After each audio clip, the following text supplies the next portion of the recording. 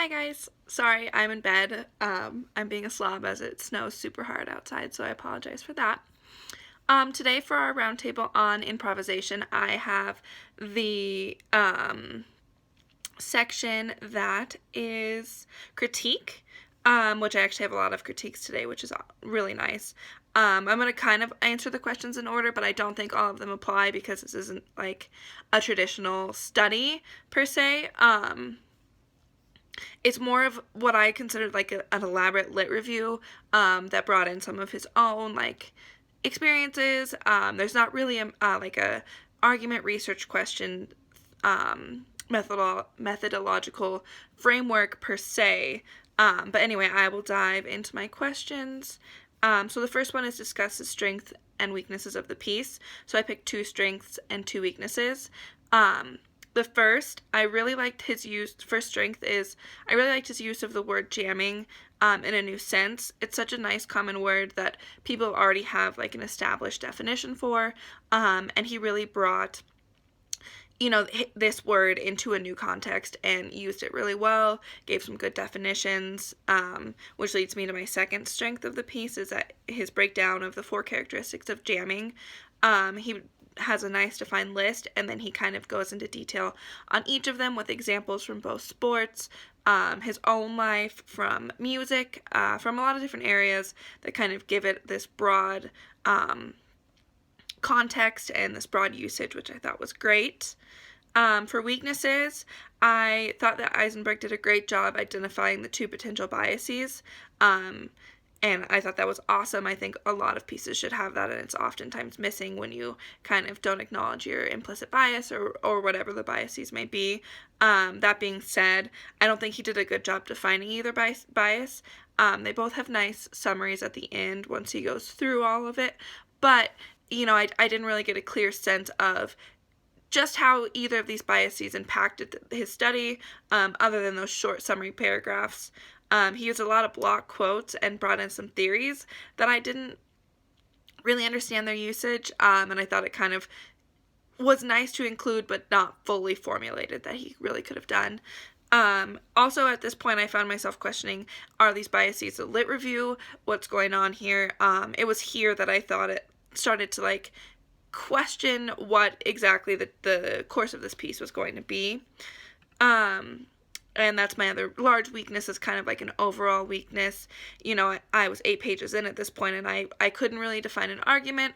I know it was a lengthier piece, so I was like giving it the benefit of the doubt that maybe it was still yet to come. There was some other elements, but at 8 pages in, I didn't know what his thesis was. I wasn't aware of what his research question was, and I didn't know if his whole argument was like jamming is worthy of study, which he said on the first page, which I mean works as an argument, but I found myself wanting these things defined, wanting these things, front and center, and not finding them. The next question was, do the results support the conclusion? Again, I don't really think there's results or conclusion.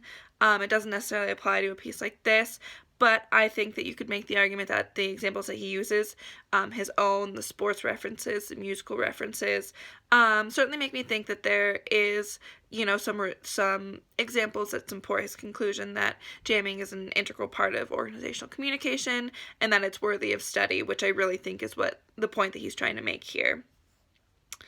I also so my next question is, are there inconsistencies or methodological shortcomings? So I don't know if this is cheating, but I watched Alyssa's video first because she was talking about the method and a couple other things. And I really latched on what she said because I was like, I can't find a method here. For me, like I said, the piece reads as an elaborate literature review, with some interjections from the person's life, as Alyssa mentioned. It really isn't a study, so I can't really say if there's inconsistencies or shortcomings because there's not, as far as the method or anything like that. So I guess the short answer is no, because there's not really a method. So then one of my last questions is, consider whether the conclusions are supported by the data presented. Like I said, there's not really any clear conclusions here. It read like a literature review. I mean, I guess you could make the argument that his implications sections are kind of the conclusions, but even that doesn't really read like a conclusion to me because there's no defined argument and there's no defined study. Which leads me to the best question I thought for this, which was, do you see any alternative ways to analyze the data that might cause us to question the study's findings? I just wanted to look at the beginning part of this question because there's no real reason for us to question them. There's no real findings here. What I thought would be awesome would be using this framework that he's provided and this terminology that he's provided in an actual study of organizations to see if the breakdowns that he provided showed up, and to see if jamming had a positive influence on the communication of an organization.